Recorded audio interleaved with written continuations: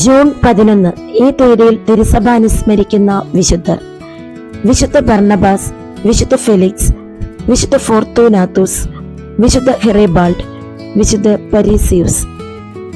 വിശുദ്ധ ബർണബാസ് 60-ാം ആണ്ടിലാണ് വിശുദ്ധ ബർണബാസ് ജീവിച്ചിരുന്നത്.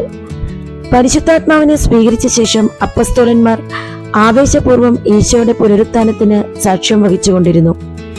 സുവിശേഷ സന്ദേശം സ്വീകരിച്ചവരിൽ പലരും തങ്ങളുടെ വീടും വസ്തുവകകളും വിറ്റ് പണം അപ്പസ്തോലന്മാരെ ഏൽപ്പിക്കുവാനും ഓരോരുത്തരുടെയും ആവശ്യമനുസരിച്ച് അത് വിതരണം ചെയ്യുവാനും തുടങ്ങി.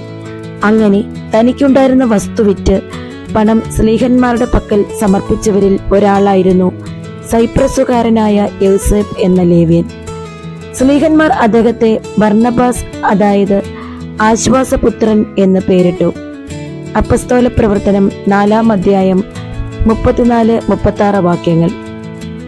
പൗലോസ് സ്ലീഹായുടെ മാനസാന്തരത്തിന് ശേഷം സ്ലീഹായോടൊപ്പം ബർണബാസ് വിജാതിയരുടെ ഇടയിൽ സുവിശേഷ പ്രചാരണത്തിനായി നിയോഗിക്കപ്പെട്ടു. അവർ സെലൂക്കിയയിലേക്കും അവിടെ നിന്ന് സൈപ്രസിലേക്കും കപ്പൽ കയറി. കുറെ കാലം അവർ യഹൂദരോട് പ്രസംഗിച്ചു. പ്രസ്തുത പരിശ്രമം പരാജയമാണെന്ന് കണ്ടപ്പോൾ അവർ വിജാതിയരുടെ അടുക്കിലേക്ക് തിരിഞ്ഞു.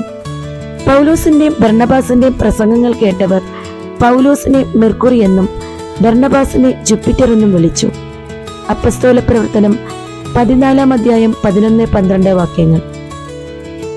പൗലോസും ബർണബാസും ജെറുസലേം സുനകദോസ് വരെ ഒരുമിച്ച് യാത്ര ചെയ്തു. അനന്തരം അവർ പിരിഞ്ഞു. ജെറുസലേം ക്ഷാമബാധിതമായപ്പോൾ അന്ത്യോക്യയിൽ ഒരു പിരിവ് നടത്തി പണം ജെറുസലേമിൽ എത്തിച്ചു.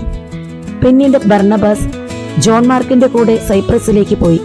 അവിടെ സ്വന്തം നാട്ടുകാരോട് സുവിശേഷം പ്രസംഗിച്ചു. അവിടെ വെച്ച് 61 മുൻപ് ബർണബാസ് രക്തസാക്ഷിത്വ മകുടം ചൂടി. ഇന്നേ ദിവസം നമുക്ക് ഇങ്ങനെ വിചിന്തനം ചെയ്യാം: ജെറുസലേമിലെ ക്ഷാമവേളയിൽ പട്ടിണിപ്പാവങ്ങളെ ബർണബാസ് കഴിവുപോലെ സഹായിച്ചു. ആശ്വാസത്തിനായി കേഴുന്നവർക്ക് ആശ്വാസദായകരാകുക ക്രിസ്ത്യൻ ചൈതന്യമാണ്. ബർണബാസ് നല്ലവനും പരിശുദ്ധാത്മാവിനാൽ പൂരിതനുമായിരുന്നുവെന്ന് നാം അപ്പസ്തോല പ്രവർത്തനങ്ങളിൽ വായിക്കുന്നു. 11:24 നമുക്കിത് കാണാൻ കഴിയുന്നത്. അത്തരമൊരു സാക്ഷ്യം നേടാൻ നമുക്കും യത്നിക്കാം.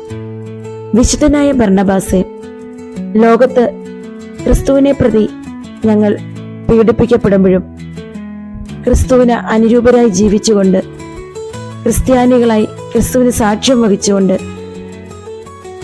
മുൻപോട്ട് ജീവിക്കുവാനും മരിക്കുവാനും ഞങ്ങൾക്ക് വേണ്ടി പിതാവായ ദൈവത്തോട് നിരന്തരം മാധ്യസ്ഥം വഹിച്ച് പ്രാർത്ഥിക്കണമേ.